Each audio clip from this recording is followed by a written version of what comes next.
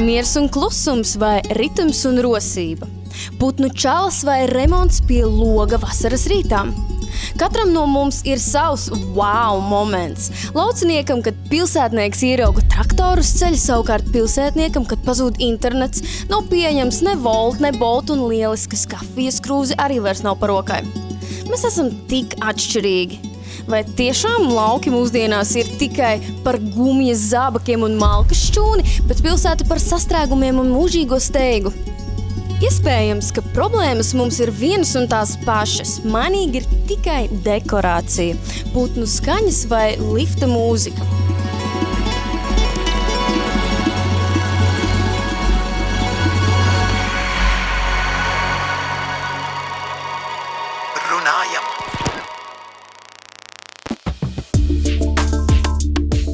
Sveiciens, dārgais skatītāji, jaunajā 2026. gadā. Man patiesi milzīgs prieks redzēt tevi šeit šodien kopā ar mums. Vēl aizvien raidījumā runājam, un šo gadu mēs iesāksim ar tēmu pilsēta vai lauki. Ja, teiksim tā, kā tad ir plusi un mīnus, un kāds tad ir tas svars, ko mēs nesam dzīvojot pilsētā vai laukos. Kādreiz cilvēki dzīvoja pēc gada laikiem. Seja pavasarī, pļāva vasarā, krāja ziemā, un ja bija tumšs, tad vienkārši gāja gulēt. Tad parādījās fabriku pulksteņi, un tiem arī jauns režīms – mosties, celies, strādā. Pamazām cilvēka ikdienu sāka noteikt tehnoloģijas, un līdz ar tehnoloģijām ir mainījies dzīves ritms, dzīvesveids un, protams, arī tas, kur mēs vispār dzīvojam. Šodien socioloģiskie dati ir diezgan skaidri. Pasaule urbanizējas. Lielākā daļa cilvēku dzīvo pilsētās, un prognozes saka, ka nākotnē šis skaitlis tikai pieaugs. Arī Latvijā aina ir līdzīga. Apmēram 70% iedzīvotāji dzīvo pilsētās, kamēr lauki paliek klusāki un tukšāki. Uz papīra viss izskatās ļoti loģiski, bet tad tu paskaties savā WhatsApp čatā. Vienam draugam ir vistas, otram siltumnīca, trešais strādā no šķūņa ar Starlink internetu un saka, ka uz Rīgu baigi nevēl. Un te rodas jautājums, vai tiešām visi grib dzīvot pilsētā? Jo īpaši pēc Covid laikiem, kad attālinātais darbs pēkšņi kļuva par normu, nevis privilēģiju. Ja darbu var darīt no jebkuras vietas, tad kāpēc maksāt par sastrēgumiem, trokšņiem un steigu? Varbūt lauki nav nekāds solis atpakaļ, bet gan apzināta izvēle. Un varbūt pilsēta vairs nav sapnis visiem, bet tikai viens no iespējamiem scenārijiem. Par šo tēmu šodien pie manis ir ciemos padiskutēt divi fantastiski krāšņas viešņas, ja kā lai saka, metropols, fashion fotogrāfi, Madara Šaicāne, aplausu studijā un lauku mūzikā. Ja, visu piedāvājumu šeit pie Jāņa Niedras. Klau, izstāstiet varbūt skatītājiem, kāda ir jūsu situācija šobrīd dzīvē, kur jūs dzīvojat, adresīt un vispārējo? Es dzīvoju Rīgā. Kā mēs nesen noskaidrojām, Berģi ir tikai orientieris. Es esmu rīdziniece. Es nedzīvoju Berģu. Es nedzīvoju Berģu. Lauki. Berģi, tā ir piepilsēta. Tas ir bišķi savādāk. Jo lauki, man liekas, tas ir kaut kur, kur tu ar kājām nevar atnākt līdz galvaspilsētai. Nu, vari, bet ne vienas dienas laikā. Tas nozīmē, ka priekš tevs lauki ir ieskaitot vienas dienas laikā, ja tu vari atnākt līdz Rīgai, tad tie... tad tie nav lauki. Lauki ir tur, kur man ir jāiet diennakti. Okay. Labi, šis ir labs, es nebiju dzirdējuši. Šis ir labs, jā, tāds salīdzinājums. Nu jā, jo vai Vangaži ir lauki? Nu, tādi. Kur bija Vangaži? Vangaži bija uz to pusi. Tas ir starp Siguldu un Rīgu. Kur sabēs ir? Tas mēģinājums no Vangažiem ar kājām uz Rīgu atnāk kādreiz. Bet vienā dienā? Nē. Zini, Madara, tas arī būs tev atbild uz jautājumu. Aizējam tagad šovakar kopistīgi uz Vangažiem aizbraucam, nomēram, cik ilgā laikā mēs varam atnākt līdz Rīgai. Un tad mēs sapratīsim, vai tie ir lauki vai tā ir pilsēta. Es nāku no laukiem, kas tehniski ir pilsēta, bet es uzskatu, ka tie ir lauki, jo tas ir pie Krievijas robežas un tas ir ļoti tālu no galvaspilsētas. Un lielāko daļu manas bērnības es pavadīju pie vecvecākiem. Un, tur bija lauku saimniecības ar visiem lopiem un lauku darbiem. Tāda kārtīga lauka. Tāda īsti lauki, jā. Un es patiesībā, kopš pirmās reizes, kad es atbraucu uz Rīgu, es zināju, ka es skaitīšu dienas, līdz es varēšu pārvākties dzīvot uz pilsētu. Tik ļoti patika Rīga tajā pirmajā viesošanās reizē. Tas saskatīja, kas tev šeit pieķēra, ka tev jāatgriežas. Vai jūs zinat, kā garšo McDonald's cheeseburgers un frī kartupeļi, tad, kad viņi ir 3,5 stundas mašīnā vesti līdz laukiem un tad sildīti mikroviļņu krāsnī? Es īstenībā zinu. Es zinu, jo es pat arī esmu tādā gadījumā no laukiem. Jā, tieši tā. Es 3,5 stundas varbūt nē. 2 stundīgu zinu. Kas tad bija tas, kas tev pieķēra šeit atgriezties? Vide, arhitektūra, cilvēki. Tagad 9. klasē jau tu to sajūti, jā? Nē, es to sajūtu 9 gadu vecumā. Pareizi, jā, 9. Arhitektūras tādu vārdu, nezināju. Nē, es zināju, man mamma skolotāja. Man nācās zināt ļoti daudz ko ļoti agri.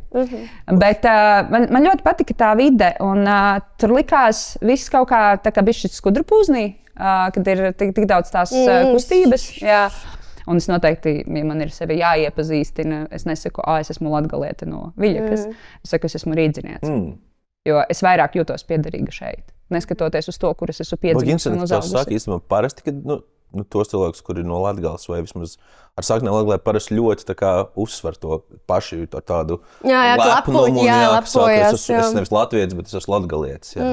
Bet, jebkurā gadījumā es ļoti ātri sapratu, ka es esmu piedzimusi nepareizajā vietā, priekš manis. Wow. Pastāsti, Jāni, kā ar tevi? Es esmu, tā teikt, ģeogrāfiski rīdzinieks vispār es esmu, jo es vispār esmu dzīvojis arī tādās lielpilsētās kā Londona kaut kādu brīdi, kas ir vispār mega. Ne, bišķi ilgāk nekā gadu, un man driebās, teikšu godīgi. Bet, tā kā tas īsumā stāsts, es esmu it kā rīdzinieks, bet es nekad tā pašā Rīgā kā centrā vai sirdī neesmu dzīvojis. Es esmu uzaudzis Jaunciemā, kas ir, tehniski skaitās Rīga, bet principā tāda piepilsēta pie meža un ezeru, un tagad dzīvoju Āgenskalnā, bet vispār es atkal redzu, kur diezgan pretēji domāju, kā Madara teica, es nekad neesmu sevi tā kā izjūtu, kā varbūt izteiktu rīznieku vienmēr, kad es aizbraucu tur uz saviem laukiem ģimenes māju, tad tur es jūtos, laikam, vairāk piederīgs, un kaut kā visu laiku tā sajūta iekšēji sēž, ka man gribētos nedzīvot Rīgā. Jā. Bet vai tas gadījumā, piedod, es tevi pārtraucu, Droši. Bet vai tas gadījumā, es vienkārši tevī klausos, un es domāju, bet vai tas gadījumā nav tā, kā meitenēm ar taisniem matiem gribas čirkainus, un meitenēm ar čirkainiem matiem gribas taisnus, tev gribas to, kas nav? Zinu, baigi grūti pateikt, jo es tāds konkrēti lauku dzīvi nekad neesmu izbaudījis dzīvot. Tas visiespējamākais, ka tas liekas šarmantāk nekā tas īstenībā ir.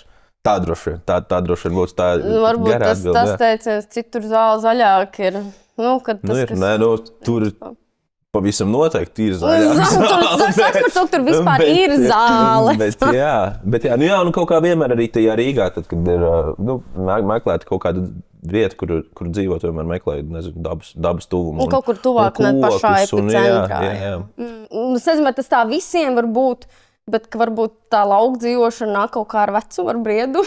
Es nezinu, tad, kad dzīve tev mainās, vai tu pieļauj domu, ka tagad tu vienu dienu pamodīsies un tomēr izdomās, ka man gribās dzīvot laukos kādreiz. Varbūt tagad ir tas jaunības trakums, ka visur gribās iespējas, tur čik foto un vēl visu kaut ko, ko tur laukos fočēs, zirgs pafočēs un tā. Šogad ļoti aktuāli lieta, ko fočēt, jā. Jā.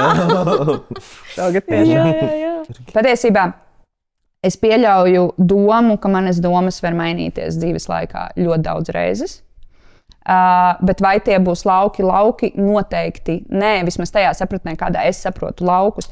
Jo man liekas, ka lauki ļoti bieži tiek romantizēti tādā brīvdienu kontekstā. Es gribētu aizbraukt, es gribētu uztaisīt kafiju, iziet no rīta ārā dārzā, zem ābeles, apsēsties un padzert savu kafiju, klusumā paklausīties putniņu dziesmās. Mums tieši šitāda filma ir arī. Jā, bet realitātē ir tā, ka tu celies super agri no rīta, tāpēc, ka tev vajag aiziet visticamāk pabarot vismaz savu suni, kaķi, vistu vai manā gadījumā man abiem vecākiem bija lauku saimniecības. Ar visiem iespējamiem lopiem, kādus laukos vispār tur priekš piena, gaļas, olām. Kūtis smird ļoti. Mēsli ir jātīra. Tās smukās oliņas arī ir tajos pašos mēslos. Un tad, kad tu apsēdies dārzā, ja vējš pūš no nepareizās puses, es nezinu, kā latviski pareizi to sauc, bet mums to sauca par navazu. Un es neiztēlojos, ka tā varētu būt mana dzīve. Es laikam arī neiztēlojos, ka es roku dārzu, un man ir maziņš dārziņš. Man Rīgā ir maziņš dārziņš. Man ir ogas, man ir tomātiņi, un man ir fantastiska vīramāte, kura palīdz to visu uzturēt, lai es to varētu ēst. Jo viņai noteikti dārzā patīk rušināties vairāk. Tas gan īstenībā, man liekas, uz vecumu lietu. Man gribās riktīgi ar vien vairāk zem rušināt. Un tad jau es esmu pensionārs. Jā, man pat Rīgā uz balkonu, man tur, man liekas, līdz zirgs arī būs. Es pat kartupeļus uz balkonu audzinu, iedomāju. Nācija brauc ciemos, man vasarā ir ko pastrādāt, vari manā vietā. Es pasēdēšu pie kompja dārzā. Bet man liekas, tā ir tā lauku pilsētas bišķu saruna arī tajā lauku definīcijā, jo tas, ko tu raksturo, tā jau ir tā kā fermas dzīve, bet vai obligāti visi lauki vienmēr ir fermas dzīve? Es nezinu, man liekas, ka nē. Respektīvi, pat es esmu no Kuldīgas, un kas man nešķiet lauki. Nē, tas starp pilsētu un lielpilsētu kaut kur tajā žanrā. Jā, man absolūti nešķiet lauki, bet tajā momentā, kad es pārvācos uz Rīgu dzīvot, tad visi man pa laucinieku uzskatīja. Un es sākumā ritīgi cīnījos par to. Nē, Kuldīga nav lauki, tā ir pilsēta, tā ir mazpilsēta, sauc to kā grib, bet lauki manā izpratnē ir tas, ko tu saki. Kaut kur, nezinu, tālumā starp 40 miljonus kokiem, tev sava saimniecība, savu būdiņu, savu šķūnītes, un tev, nezinu, pusstundu vajag līdz mazajam topiņu veikalam. un kaut kas tādā veidā, bet man sirdī Kuldīga ir pilsēta, un lauki ir tas, ko tu saki, un pilsētas ir pilsētas, bet, godīgi sakot, Rīga, man priekš manis neskaitās baigā arī no lielpilsētu. Un šeit mēs varam par šo padiskutēt uz lielā pasaules fona. Vispār, vai tad mums Rīga ir baigā lielpilsēta? Nē. Nav. Tāpēc, ka tu brīvdienā vari iet normālu gabalu, un patiesībā tev neviens cilvēks neiet pretī. Viņi ir gana tukši. Tev visu mērījumu iešanās kaut kādās. Es esmu baigais gājējs. Es esmu baigais gājējs. Ja es varu paiet pāris pieturas un neiekāpt sabiedriskajā transportā, es vienmēr to izdaru. Ja es varu kāpt ar kājām pa kāpnēm, nevis braukt ar liftu, es kāpju ar kājām. Man iešana ļoti sakārtos. Un arī tad, ja tu 8. stāvā dzīvot? Jā, protams. Pirms pandēmijas es ļoti aktīvi domāju par to, cik viņa ir maza un cik es esmu sevi šeit savā profesijā izsmēlusi. Un es ļoti aktīvi biju sākusi domāt par citu pilsētu, kur daļēji uzturēties un strādāt. Latvijā? Nē, Milānā. Tā bija Milāna, par ko es domāju. Es braucu zondēt, un es gāju uz modeļu aģentūrām skatīties, saprast, cik vispār ir kaut kādas sadarbības iespējas. Teiksim, tajā modes fotogrāfijas nozarē, ko es arī pārstāvu. Milāna ir pilsēta, jā, uz ko braukt. Kāpēc tu tagad nepārdomā vēlreiz braukt atpakaļ uz savām metropoles pilsētām, kur tev dzīve strādā kopā ar tevi un pilsētu un viss? Man patiesībā ir teva atbilde. Tad atbilde. Viņa ir dziļi nopietna. Un pandēmija, sēžot mājās, man lika padomāt par to, nevis ko pilsēta var iedot man, bet ko es varu iedot pilsētai. Un es sapratu, ka, ja es esmu izsmēlusi to, ko es varu paņemt no Rīgas, varbūt ir pienācis brīdis, kad es Rīgai sāku kaut ko atpakaļ. Ak, Dievs, cik šis ir forša atziņa. Un es aizgāju pedagoģijā, un es esmu absolūti laimīga ar to, ar ko es nodarbojos. Es varu iedot nākamajai fotografu paaudzei to, ko es nevarēju iedot sev. un es varu būt tas pedagogs priekš viņiem, kādu es būtu gribējis pedagogu priekš sevis. Un es gribu labu programmu, un es pie tā ļoti strādāju pēdējos gadus. Un es esmu ļoti laimīga, es esmu pateicīga pandēmijai. Es būtu pieļāvusi milzīgu kļūdu, ļoti egoistisku kļūdu. Bet runājot tieši par šo dzīves ritmu, tagad tos pedagogus un tā tālāk, vai tagad tavs dzīves ritms ir priekš tevis tieši kā reiz, vai vēl aizvien viņš tev ir pa mazu? Nē, es strādāju 2 nozarēs, 4 darba vietās. Man viss notiek, un man notiek ļoti dinamiski, jo es nevaru arī vienu lietu darīt katru dienu, 7 dienas nedēļā. Man visu laiku ir kaut kas jāmiksē. Jā, un pastāstīji, vai tev bija šeit ko pieminēt? Jā, nu, šī arī tieši Rīga pilsētas lauka kontekstā es arī līdzīgi teikšu, strādāju 2 nozarēs, no kurām viena arī ir pedagoģija kā reiz un mūzika otra. Un principā tas ir viens no iemesliem, droši vien, kāpēc nākās dzīvot varbūt galvaspilsētā, tīpaši tādā Latvijas kontekstā, jo grūti, varbūt varētu Liepājā vai varbūt Daugavpilī, piemēram, vēl šīs visas lietas tā kā darīt, jo tur salīdzinoši pietiekoši daudz cilvēku ir. Bet realitātē jau nav. Nekur Latvijā apkārt. Ko tu saki, ka mūziku nevajag mācīties, cik tās pilsētās tikai lielākā? Es nesaku, ka nevajag mācīties. Nav vienkārši kas mācās. Es jau labprāt mācīts varētu iet, nezinu, Pāvilos strādāt skolā par mūzikas skolotāju vai ko. Kāpēc ne? Tur pieprasījums vienkārši nav. Nav, jā. Kaut kāds finansiālais faktors arī. Tam gan es domāju, gribās jau naudu. Cēpumu kādu nopirkt lieku kādreiz. Bet man liekas, tas ir arī tāds vispār prāta sakārtošanas jautājums, jo droši vien var iztikt bez tā, droši vien var kaut kā sevi nomotivēt un atlikt, nezinu, tur sarakstīts papīri, kas tās lietas, kas tev tiešām svarīgas, kas nē. Un ja tu tā patiesi visu, kā to saka, sataisi uz tādu patiesi novienādo, samazina līdz tām patiesajām savām vajadzībām, tad viņas droši vien nav nemaz tik daudz un var pilnīgi pietikt ar to, kas ir apkārt, dzīvojot laukos. Bet, jā, es arī, kad es runāju par dzīvošanu laukos, es īsti nerunāju par to dzīvošanu fermā laikam. Ja jābūt pilnīgi godīgam, jo es neesmu nekad dzīvojis fermā, un man tikai, ja tā jāskatās, vecāki bija pēdējie, kas vecāki arī nodarbojās nedaudz tur ar lopkopību. Un arī Jaunciemā Rīgā bija gan cūgas, gan vistas, gan visādi dzīvnieciņi. Bet jā, es laikam to dzīvi laukos man pietrūkst vienkārši tā, tas bišķi miers. Man liekas, Rīga ir super stresaina pilsēta, tāda, salīdzinoši arī uz tā visa mazā salīdzinoši cilvēku fona. Un visu laiku ir tāds, tā kā, es pat iekāpju mašīnā, tur no Ulmos braucot uz Rīgas, iekāpju mašīnā, lai brauktu atpakaļ, un jau ir tas stress sāk parādīties. Lai gan es zinu, pat nav par ko satraukties, viss ir saplānotas lietas, ko darīt, viss ir diezgan skaidrs, forši, pašam patīk, protams, tās lietas, ko daru, tur baigi kaut ko, kas man riktīgi nepatīk darīt, bet tāpat tu brauc un tu jūti to kaut kādu Kas to stresu izraisa?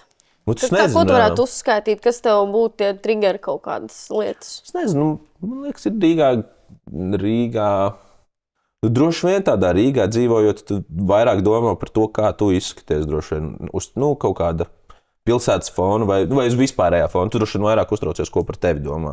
Es izēju laukos pastaigāt, man absolūti vienalga, kādā izskatā mani kaimiņi satiks vai nestiks. Viņi arī tur ir tādā brīvā gaisotnē. Rīgā izteikti visu laiku brīvā gaisotnē dzīvot, te uzskatīt. Tāda netieši labākajos vārdos saucot. Es domāju, diezgan arī judgmentals teikt. Rīgas publika, es teiktu diezgan judgmental, man liekas. Man ir patiesībā ko papildināt, jo man ir diametrāli pretēja doma.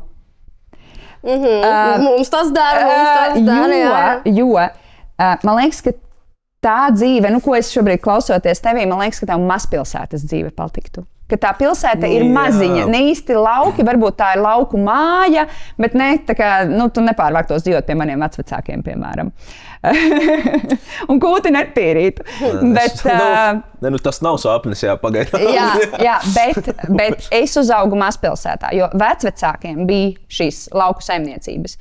Bet mani vecāki dzīvoja dzīvoklī, un Viļa, kas skaitās pilsēta. Viņi ir mazpilsēta, bet viņi ir pilsēta. Tad, kad es laukos pie vecvecākiem, izēju ārā, mums 360 nav neviena māja. Respektīvi, tu vari iziet pliks, iziet pa dārzu, nopeldēties un tikpat pliks atnākt atpakaļ un tev ir redzējis sunis un kaķis un cīrulītis pa ceļam. Bet mazpilsētā es stilistiski ļoti atšķīros no vietējiem bērniem. Es nezinu, arī tur iespējams vajag deep divot, kāpēc tas tā bija, bet es ļoti interesanti ģērbos, un es ļoti agri sāku šūt sev drēbes un ģērbt lietas, ko neģērba citi bērni.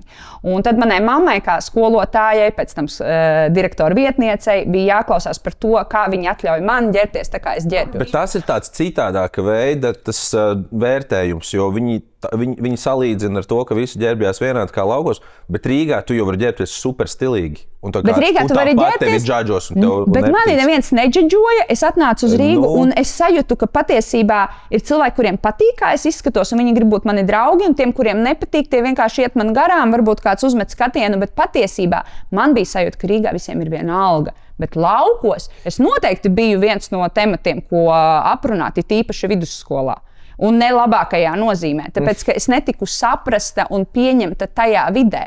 Un varbūt cilvēkam, kurš nav tik ekstravagants, vai es nezinu, vai vairāk iekļaujas kaut kur, kaut kā, varbūt tas ir savādāk.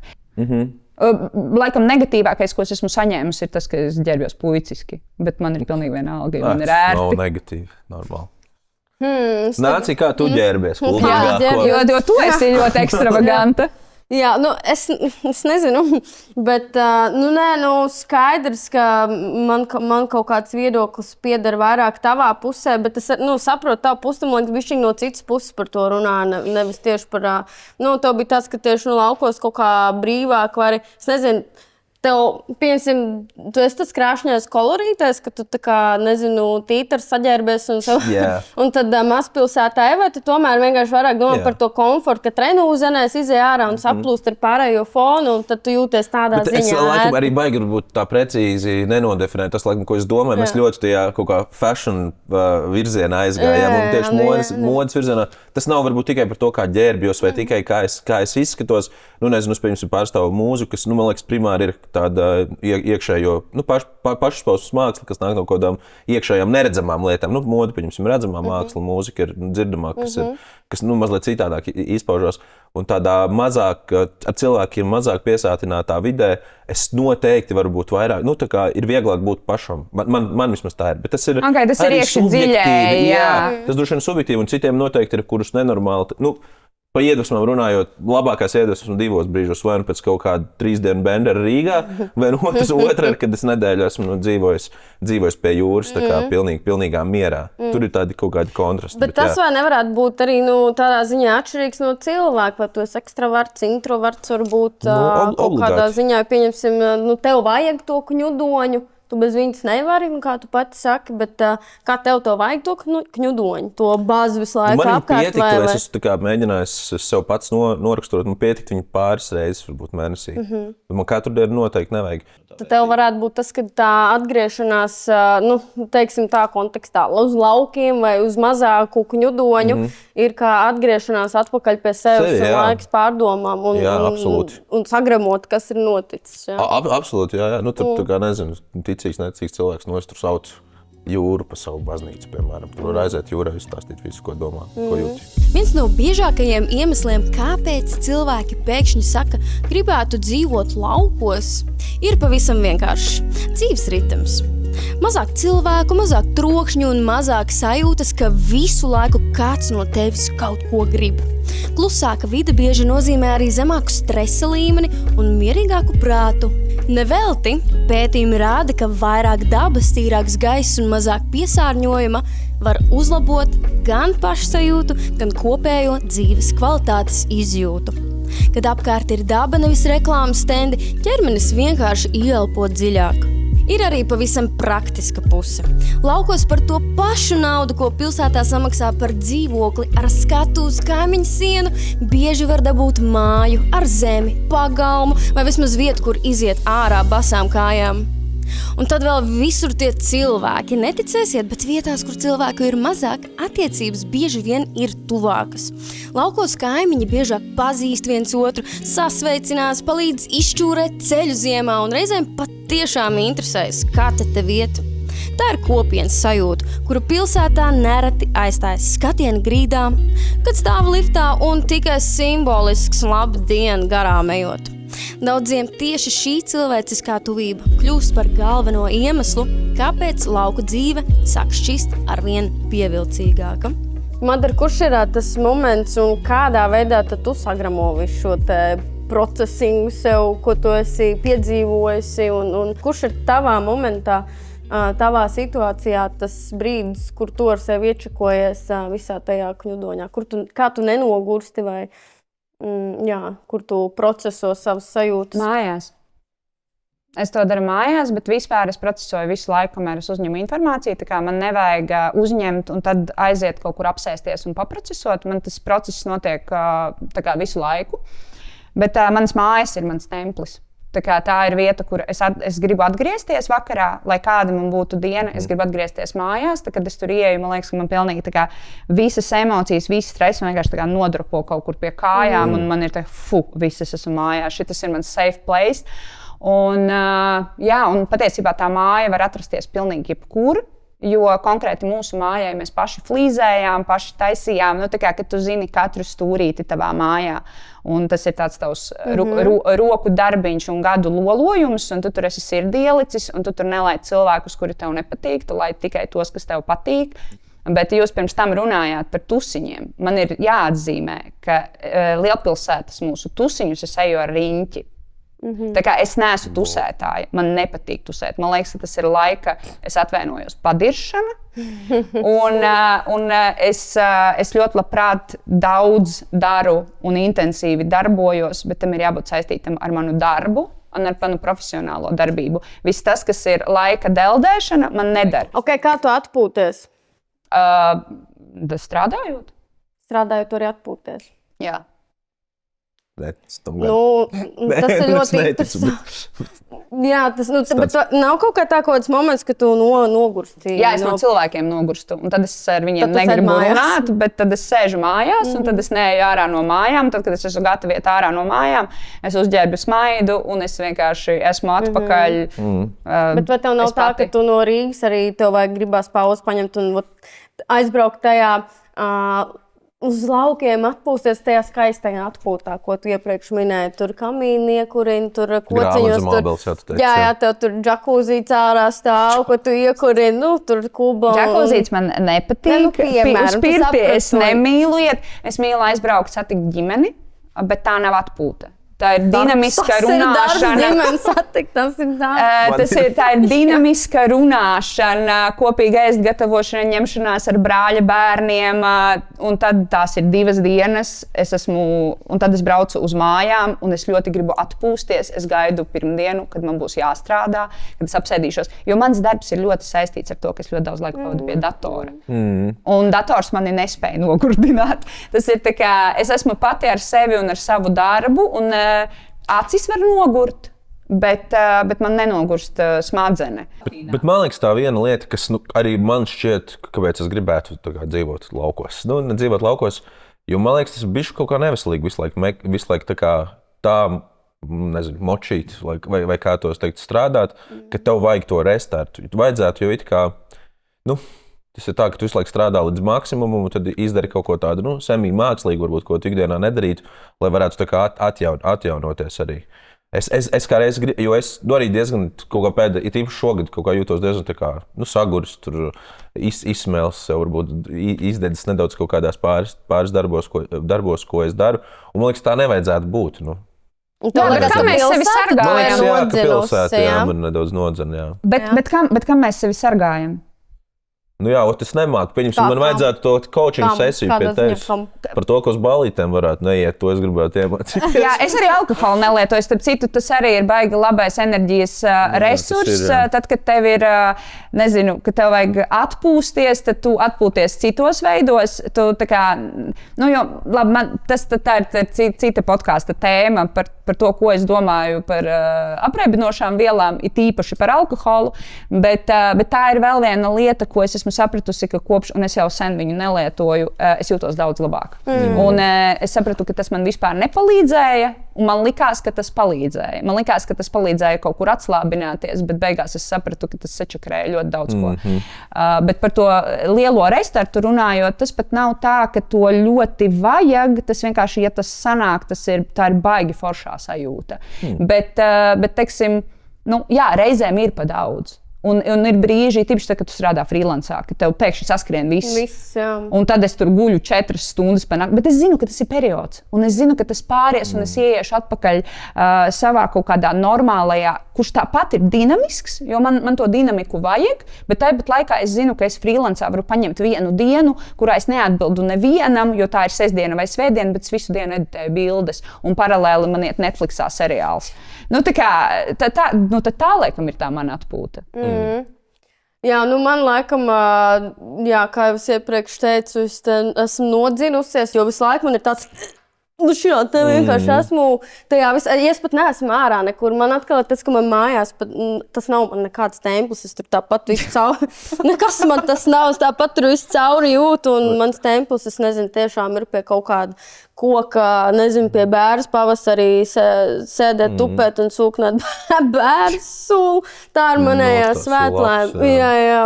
Bet zinu, tas ļoti labs, ko tu teici, ka visu laiku pakausīja kaut kas, tā kā elpo. Man arī tā sajūta Rīgā tieši, bet tu teici, ka tu visu laiku strādā un tev ļoti patīk, tev nav.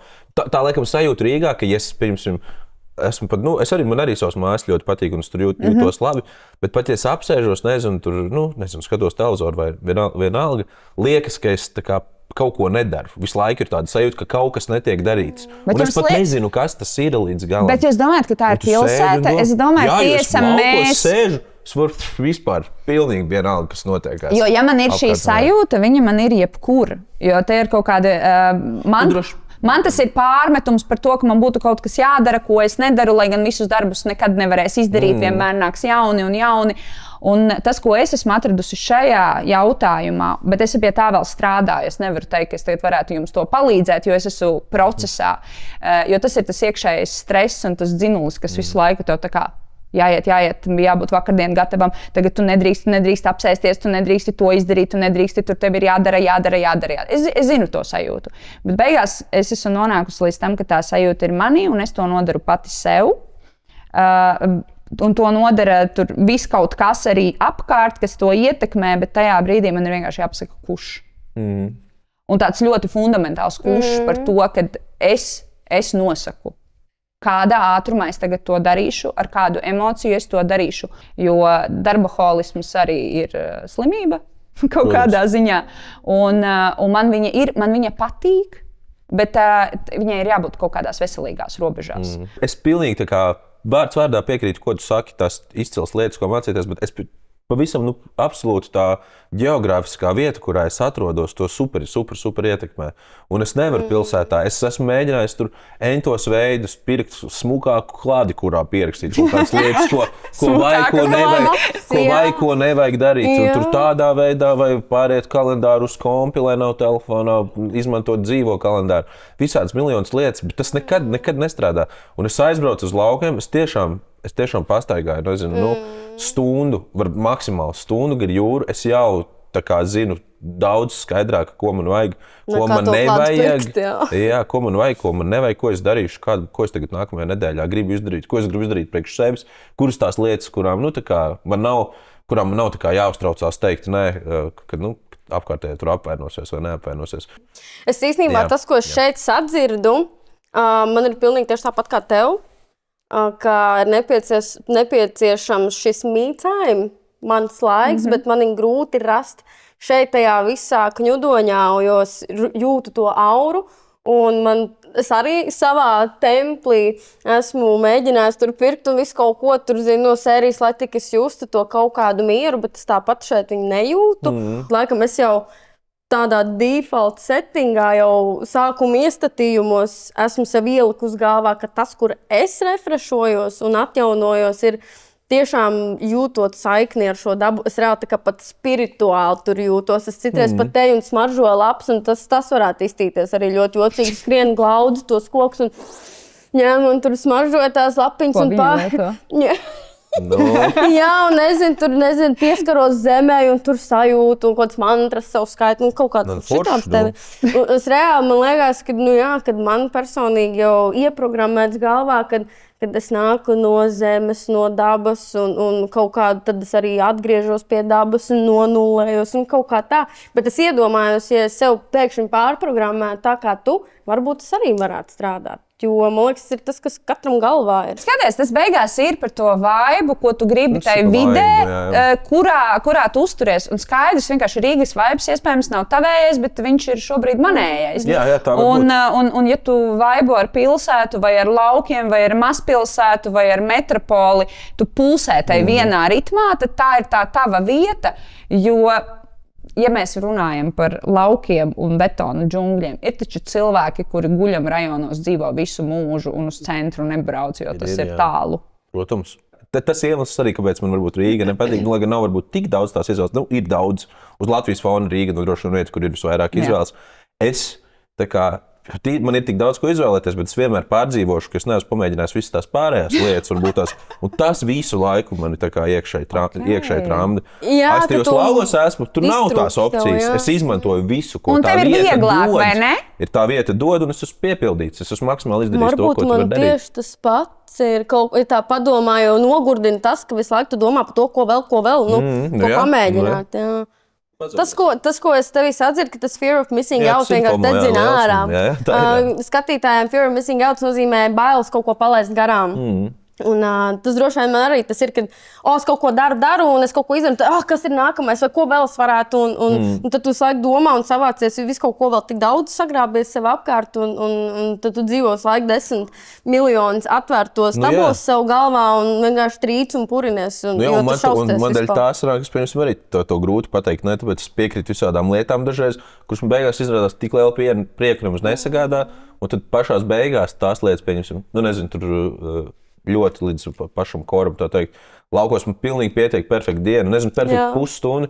Es izēju, nezinu, uz Lievnīšu, paspēlēju giču, kaut ko padungoju, padziedu kaut kādas dziesmas. Pilnīgi nekam, varbūt neko nesarakstu, varbūt nekas vispār jauns netiek. Nezinu, padziedu kaut kādas vecas dziesmas kaut vai. Es, baudu Rīgā, piemēram, es vienkārši esmu tā kā, tēda liekas, ka es tā kā neesmu. Katru brīdi, ko es pavadu kaut ko darot, liekas, šis droši vien būtu brīdis, kas tagad būtu pasaules hītu rakstījis. Es gribēju drusciņā parunāt par, vai mēs varētu kaut kādu kopsavilkumu uztaisīt tieši par to, kas tad varētu būt tās pilsētas kaut kādas priekšrokas un mīnusi, kas tad pilsētā ir pievilcīgas, kas pievelk cilvēkus un kaut kādas lietas, kas atgrūž. Kā jūs varētu komentēt?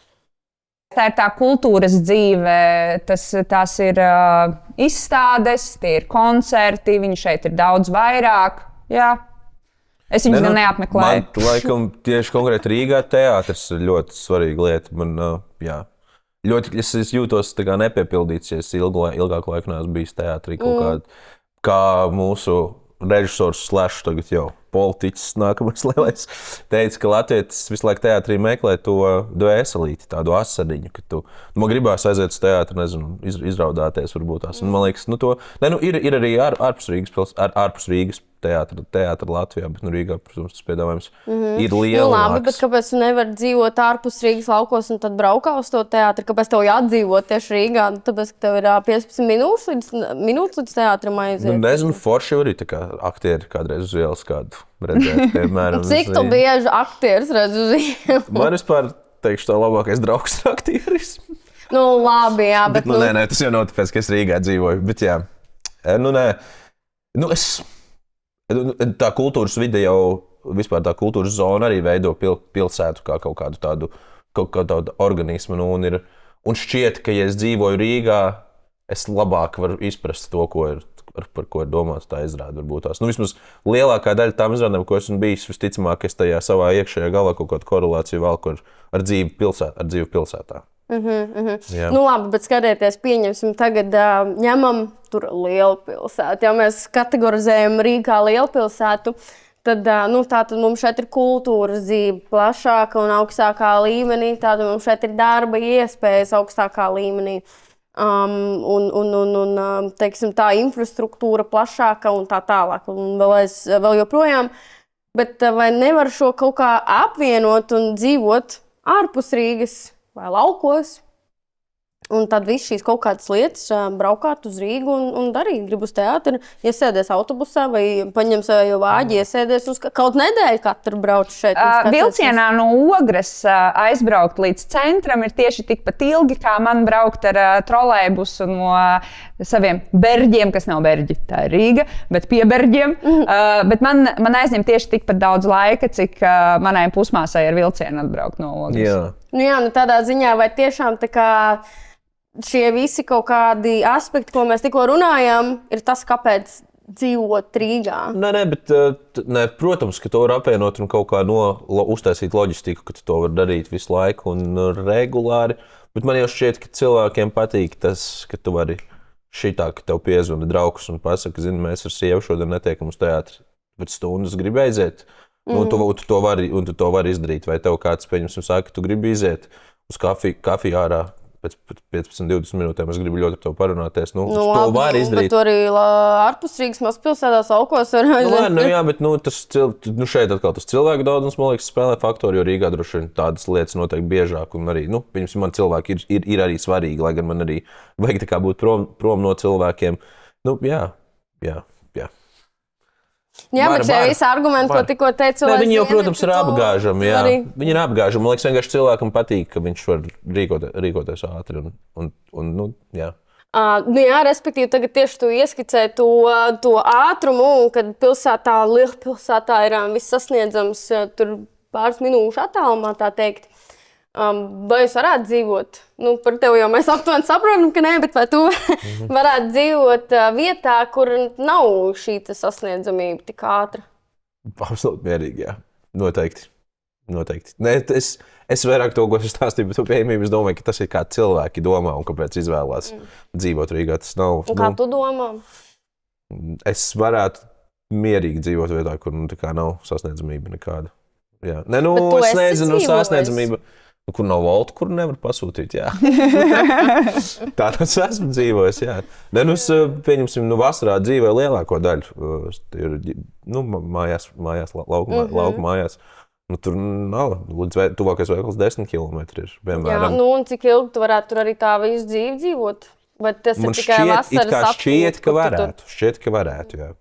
Šķiet, ka varētu, jo man arī, piemēram, ļoti uzlādē, nezinu, tur malkas skaldīšana, malkas nešana, zāles pļaušana. Es gan esmu šausmīgi slikts visādiem roku darbiem, man besīja pat lampiņu skrūvēt, piemēram. Tā, mīļie rīdzinieki, visiem, kam nepieciešams paskaldīt malku mājās, tātad rakstiet reku Jānim, viņš ir lielāko prieku. Māci rīktīgi, kā pareizi to būtu darīt, Tās lietas tā kā uzlādē, tā ātrā pieejamība īstenībā, kā jau iepriekš minēju, tas, ka tik daudz kas pieejams īstenībā man vairāk satrauc nekā dot kaut kādu gandarījumu. Jā. Es zinu vienu milzīgu plusu Rīgai priekš manis. Es nevadu auto. Es negribu vadīt auto. Es negribu sēsties pie stūres.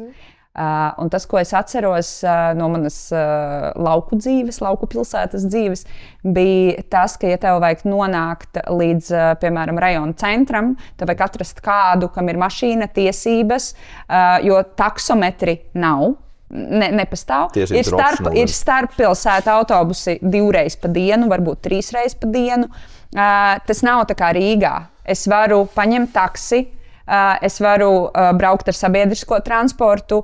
Tā kā nokļūšana no punkta A uz punktu B, man liekas, es neizdzīvotu laukos. Es nevarētu izdzīvot, jo cik tālu es aizietu galu beigās. Bet es varu aizbraukt. 10 km var aiziet vienā virzienā. Varbūt tas tev piespiest, jo tu teici, ka tu nevēlies vadīt. Nē, es nevēlos. Tas nenozīmē, ka es neprotu vadīt auto. Man nav tiesības un man nav vēlēšanās viņu vadīt. Tad, kad man bija 18, man vecāki uzdāvināja, kā jau visiem 18-gadniekiem, iespēju nolikt tiesības. Un man gana labi gāja. bet es vienkārši nejūtu, ka es to daru. Vienkārši, ka tev nav tā vīzija, ka tu tiešām dzīvē sēdi pie stūres un vadi automašīnu. Tu nekaifo, tā kā tev liekas, viss noparkojos, var kāpt ārā, es esmu izdzīvojusi, paldies Dievam. Tev nav tā kaifa, tev nav forša sajūta vadīt automašīnu. Un laukos, tādos tiešām mazā pilsētiņā, vai laukos, kas ir dziļāki lauki, par ko es sākumā runāju, kas ir ar lauku saimniecību, tu nevari bez automašīnas. Un visticamāk, tava automašīna ir vismaz universālis. Ja tas nav kaut kāds džips ar piekabi, ko tev visticamāk vajag, un tad tev vēl vajag arī prasta traktoru braukt visticamāk. Un tā ir viena no lietām. Teiksim, tas, ka tu tur ēdienu uz mājām vari pasūtīt, protams, arī riktīgi forši, bet mana viena no problēmām ir tā, ka es neprotu nopirkt arī produktus uz nedēļu. Es varu iet veikalā, braucot uz mājām katru dienu, tāpēc, ka es gribu to, ko es gribu tad, kad es to gribu ēst. Bet tā jau pielāgojās, man liekas, ne pie šīm visām lietām. Bet tās ir mokas. Savukārt pilsēta daudziem joprojām ir vieta, kur viss notiek. Izglītība, darbs, kultūra, iespējas, viss koncentrēts vienā punktā. Superīgi, vai ne? Urbanizācija, cilvēku pārcelšanās uz pilsētām pasaulē turpinās nevis tāpēc, ka cilvēkiem nepatīk daba, bet tāpēc, ka pilsētas piedāvā ērtāku piekļuvi it visam un augstāku dzīves standartu. Jauniešiem pilsēta bieži nozīmē arī dinamiku un izvēli. Ne tikai darbu, bet arī kultūru, pasākumus, koncertus, sportu, izstādes un vidi, kurā vienkārši ir vieglāk atrast savējos. Pilsētas ir sociāli un kulturāli daudzveidīgāks, un arī šī dažādība daudziem ir būtisks faktors dzīvesvietas izvēlē. Protams, pilsētas dzīve nav tikai spožums un iespējas, tai līdzi nāk arī intensīvāks temps, lielāks informācijas un sociālais spiediens. Taču tiem, kuri augst kustības, attīstības un nepārtrauktas miedarbības, pilsēta joprojām ir vieta, kur enerģija cirkulē ātrāk. Nevelti daļa cilvēku nevis bēg no pilsētas, bet tieši skaita dienas līdz brīdim, kad var tajā atpakaļ atgriezties.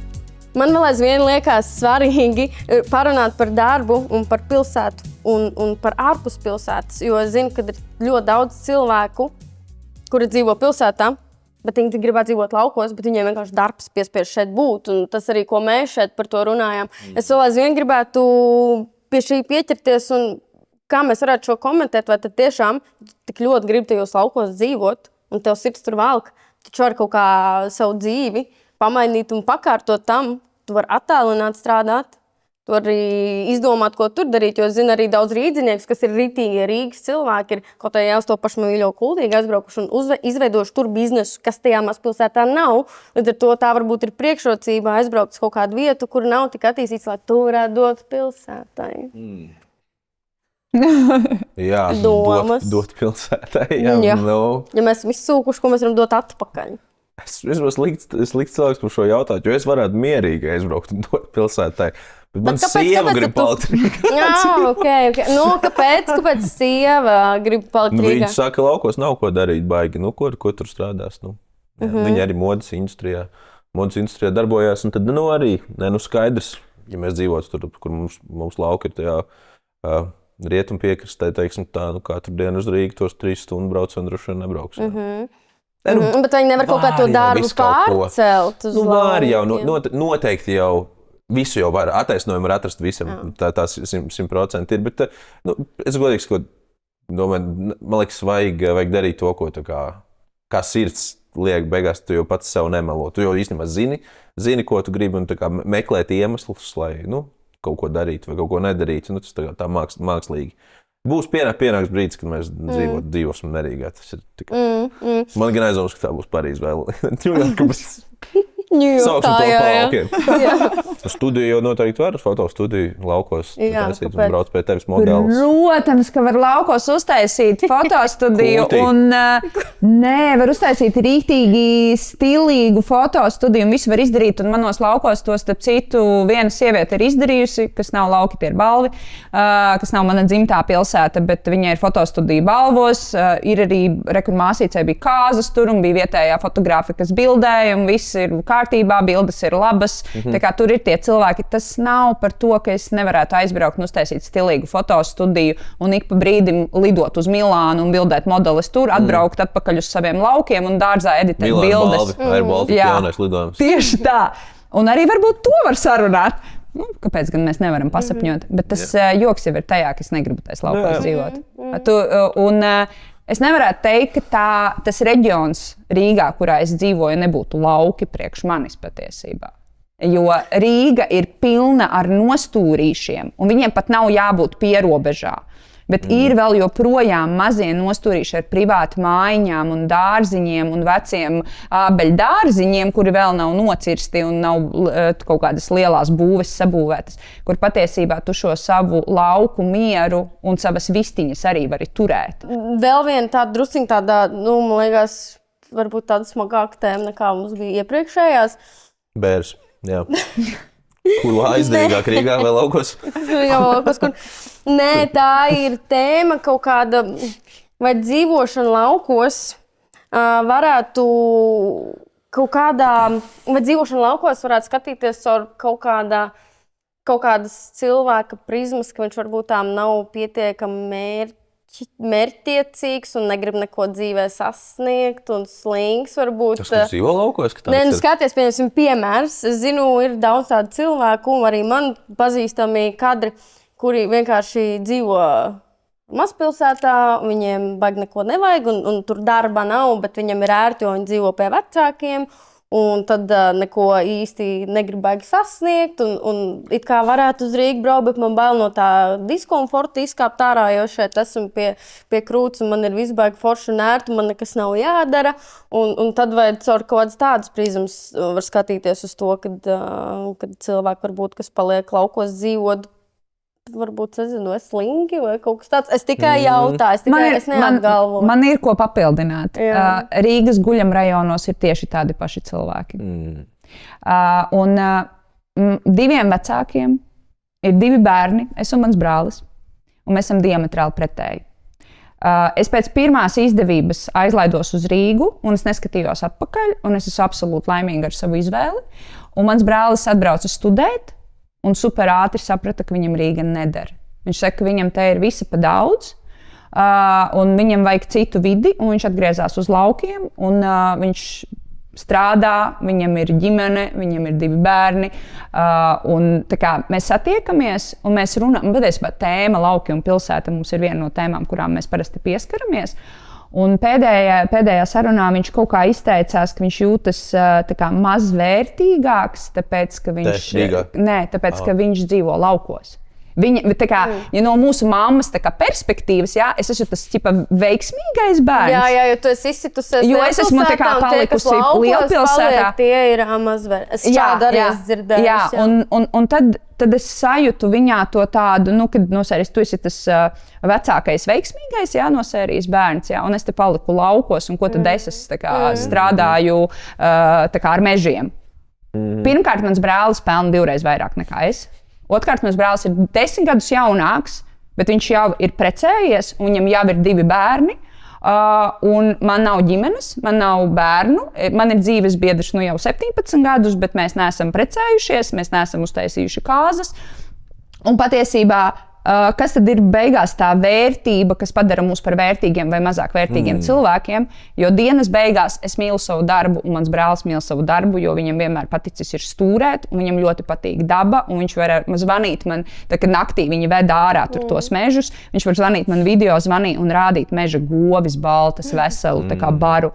Un es skatos uz to kā uz brīnumu, bet tā ir viņa ikdiena. Un tad viņš man saka, un es esmu pieņēmis teliņa dzemdības, es zinu, kā to darīt. Un man ir vienkārši tā kā, wow, sīkais, tas ir kruta. Tas ir kaut kas, ko es negribētu, kas mani neinteresē, bet man liekas nenormāli kruta, ka tā ir viņa tā dzīve, jo man personīgi viņa dzīve liekas nenormāli interesanta. Bet es viņu negribētu dzīvot. Es negribētu ar viņu svičoties ar dzīvēm, bet es ar viņu lepojos. Es absolūti ar viņu lepojos un ar to, ka viņš bija godīgs pats pret sevi, ko viņš dzīvē gribēja, kas viņam bija svarīgi, un viņam bija svarīgi ģimene. Un viņam bija svarīgi dzīvot, un viņš rūpējas par māmu, viņš ir blakus mammai. Un tas ir kaut kas, par ko es esmu nedaudz skaudīga, jo es dzīvoju tālu, un manā mamma ir telefonā, un viņa ir dzīvē. Jo mamma dzīvo arī turpat laukos. Un man liekas, ka gan pilsētā, gan laukos ir slinki cilvēki, kuri neko negrib darīt. Un abās šajās vietās ir cilvēki, kas grib dot pilsētai, kā es teicu, vai videi, vai sabiedrībai, kurā viņi izvēlas dzīvot. Nu jā, par slinkumu es absolūti nepiekrītu. Man liekas, laukos dzīvo daudz darbīgāki cilvēki nekā Rīgā. Absolūti noteikti. Es tā domāju, it īpaši tādos laukos kā tu mini, kur ir kūts un kur ir jātīra mēsli un kur, nezinu, kur māja tiešām ir vienīga opcija kurināt, pieņemsim, nezinu, ar malku vai ar oglēm. Tu nevari būt baigi slinks, tu vienkārši seviešoji kājā tajā brīdī. Piemēram, tie paši lauki, tur ir ar izglītību ir mazliet grūtāk, jo, piemēram, pedagogi skolās ir tie, kuri ir izvēlējušies tur palikt un dzīvot. Tas nenozīmē, ka tev būs ļoti labi pedagogi skolā. Tas nozīmē, ka tev būs tas, kas tev tur ir, un tad tev nebūs iespēja laist bērnu uz to pamatskolu, vai uz privāto, vai uz Montessori. Tev būs visticamāk viena skola vai viens dārziņš. Man, piemēram, nebija dārziņa.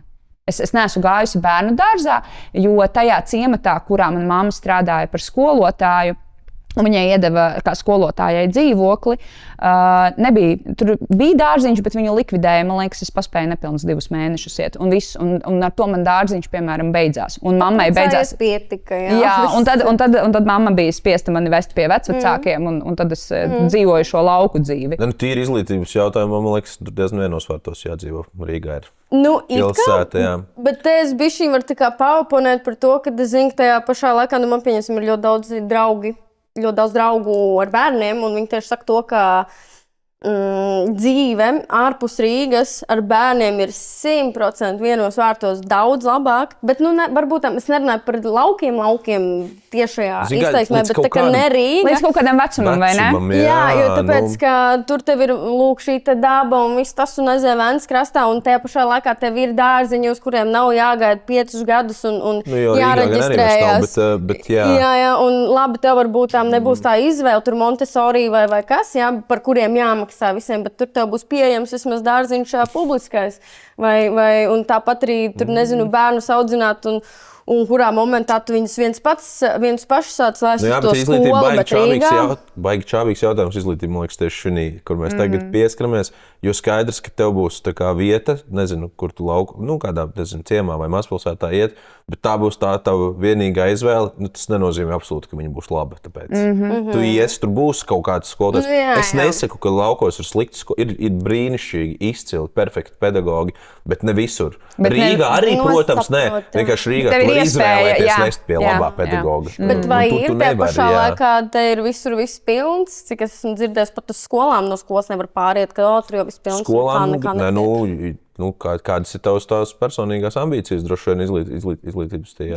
Ja tu gribi dabūt savu bērnu uz top 3 kaut kādu skolu, tad jā, tu dabūsi rindā gaidīt, jo visi zina, ka tās ir top 3. Un visi, kuriem ir ambīcijas laist bērnus labās skolās, lai pēc tam, nezinu, labās augstskolās viņus palaistu un tam līdzīgi. Protams, ka tur ir tā rinda, un tu rēķinies ar to. Bet tas jau dabīgi, man liekas, visur tā ir.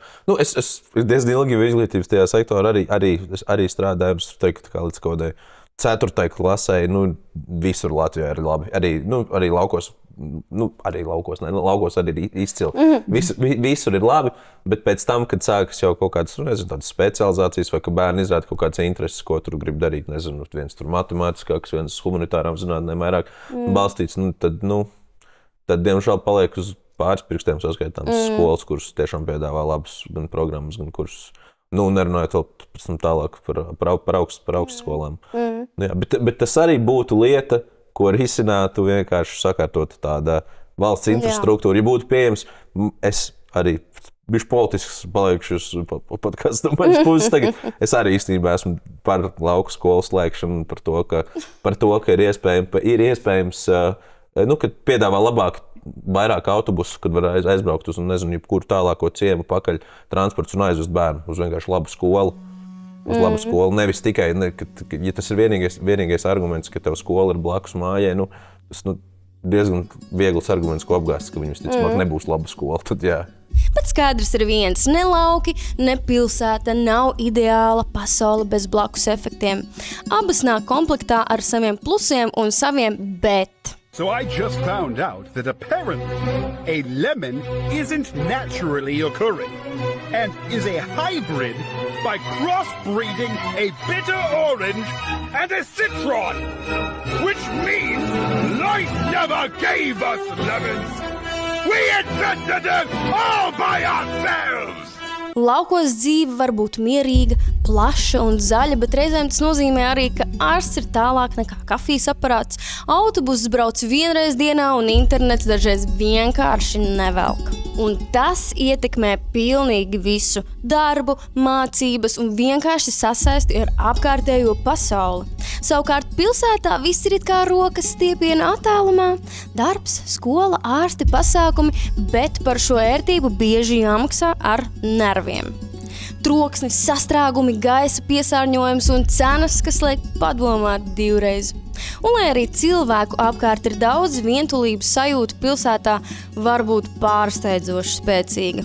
Tu esi starp tūkstošiem, bet reizēm jūties viens pats. Tāpēc jautājums patiesībā nav par to, kur ir labāk vai sliktāk. Iespējams, visgudrākais secinājums ir šāds. Dzīvesvietas izvēle nav uz mūžu. Tā mainās kopā ar tevi, taviem mērķiem un dzīves posmu. Šodien tev vajag pilsētas enerģiju, bet rīt lauku mieru. Un tas ir pilnīgi normāli. Man patīk tas, ka mēs palikām pie šī izteiciena, ka viss kaut kādā ziņā atkarājās no tā, kas ir tavas ambīcijas.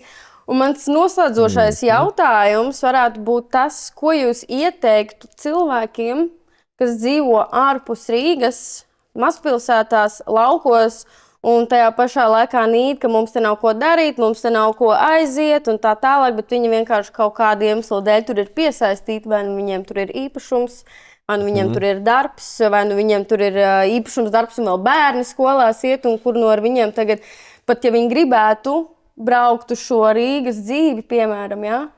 Kad varbūt tas ir komplicēti un sarežģīti, un lūk, ir šīs lietas, kas viņus attur to darīt. Tad, bet tās ambīcijas it kā ir, tad jautājums, ko jūs viņiem ieteikt darīt, vai kā, vai pārvākties, vai tad palikt, vai izvērtēt, ko viņi patiešām dzīvē grib, vai kāda viņa bērna nākotne ir, vai izrādās, ka viņi varbūt tā vienkārši pārāk lieli bailīši ir, un viņiem jāsaņemās, kas būtu kaut kas tāds. Par tiem cilvēkiem, jā, kas uzskata, ka savā vietā mums nekā nav, bet viņi vēl tur paliek vēl aizvien, jā, un tā kā neko nemaina. Pirmkārt, beigt attaisnoties, jo es esmu tik daudz attaisnojumus dzirdējusi par to, ka es to daru, tāpēc, ka, un man liekas, ja tu gribi, dari. Neiespējams, kas ir precīzi neiespējams? Tas ir laika jautājums, tas ir naudas jautājums, bet pa lielam. Labi. Man tikai joks viens nāk prātā. No. Tikko bija ar veco mammu sarunu par šito, kas ir neiespējams, ka viss ir iespējams. Tad divas lietas. Tu vari ar mēli pieskarties alkoholim. Es jau gaidu, ka būs kāds politisks. Un otra ir, vai tu vari pateikt B ar atvērtu muti? Tad šīs ir divas neiespējamās lietas. Tas vienkārši tikko bija tieši šī neiespējama lieta saruna. Es joprojām domāju par to mēli un elkoni, bet B noteikti nevar, jā.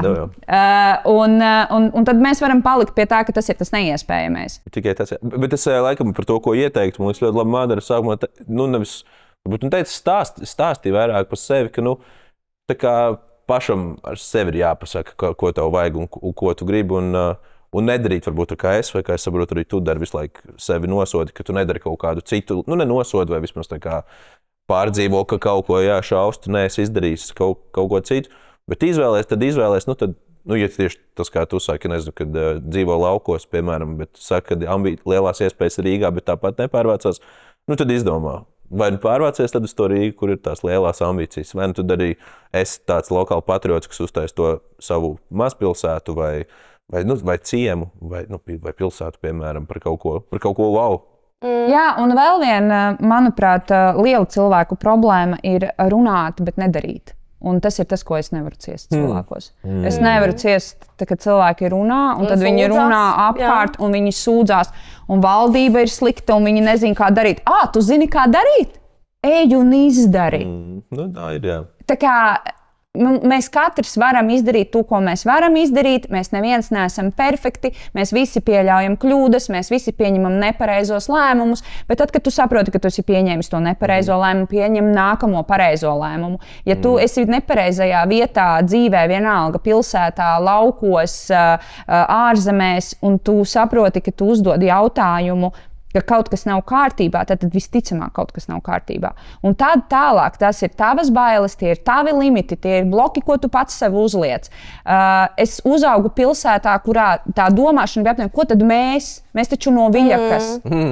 Un tajā brīdī, man liekas, tas bija pirmais, kad es ieliku austiņas ar mūziku, un es vienkārši gāju tajā virzienā, kurā es gribēju nonākt. Un ja šobrīd es skatos uz savu dzīvi, un es skatos ar sevi 16 gadnieces acīm. Pirmkārt, es neticētu, ka es būšu tur, kur es esmu. Es nezinu, kā es te nonācu, es vienkārši gāju, un es esmu nenormāli laimīga. Un man liekas, ka tajā brīdī, kad tu saproti, ka pilnīgi vienalga, ko tas kaimiņu Pēteris dara, svarīgi, ko es daru, un kas man ir svarīgi. Man liekas, ka tajā brīdī tu paņem to pareizo kaut kādu virzienu. Un ja cilvēks baidās, nevajag vienkārši baidīties, vajag maukt. Grūti šito, protams, ir viegli teikt, bet grūti izdarīt cilvēkiem, droši vien, kas varbūt tam sēž otru pus ekrāniem un domā to, ka tas tik sen jau grib saņemties, bet tomēr kaut kas attur, pieņemsim, atbraukt, vai otrādi, no Rīgas. Vai aizbraukt. Jā, vai aizbraukt, jo tā jau arī var būt. Autobusu, piemēram, jā. Grūti aizbraukt, kad autobus neatnāk, vai ne? Tā ir aktuāla problēma, jā. Man liekas, ka mēs varam visu šo tematiku, mēs, man liekas, tā ļoti smuki nonācām pie šādas atziņas, ka dienas beigās vajag saprast, kas esi tu, ko tu tiešām vēlies no dzīves, kā tu viņu vēlies pavadīt. Un šie īstenībā, kur mēs esam ielikti šajā spēlē, ir tikai apstākļi un jautājums, kā tu vienkārši šo spēli izspēlēsi. Jo, ja tu gribēsi dzīvot laukos, un tas tiešām ir tavs aicinājums, tas ir superīgi, dari to. Ja tu gribi dzīvot mazpilsētā un tev patīk, kad ir gan tā pilsēta, gan ir arī kaut kas, kur tu ātri var aizbraukt un kaut kāds šis te miers, un tas tev ir nepieciešams fundamentāli, tad arī tā ir tev pareizā izvēle un dari to, ja tev šķiet, ka pilsēta un tev gribās trakot, un tu esi pilsētniecisks cilvēks, kuram vajag visu laiku to ņigu apkārt un iespēja zemi, tad arī tā kā vienkārši dari to. Pats jautājums svarīgākais, kas tavs ambīcijas, kas tu esi, ieklausīties savā sirdsbalsī. Un, kā Madara saka, nebaidīties. Vienkārši dodies uz saviem mērķiem, neskatoties uz neko apkārt. Pat arī tie var šķist nekā nesasniedzami. Laikam tā mēs varētu beigt šo. Sveiciens visiem, kur dzīvo pilsētā, un arī tiem, kuri dzīvo ilgāk nekā vienas dienas gājumā no pilsētas. Jā. Sveiciens visiem, kas šobrīd šo skatās no Dakšiņa televīzijas. Tā mēs ejam uz vangažiem. No Dakšiņa televīzijas. Tā kā tā, paldies jums par šo sarunu. Man liekas, bija super forši. Lai jums ir superīgs 2020. gads. Paldies. Paldies. Otru pusi televīzijas ekrāniem. Čau!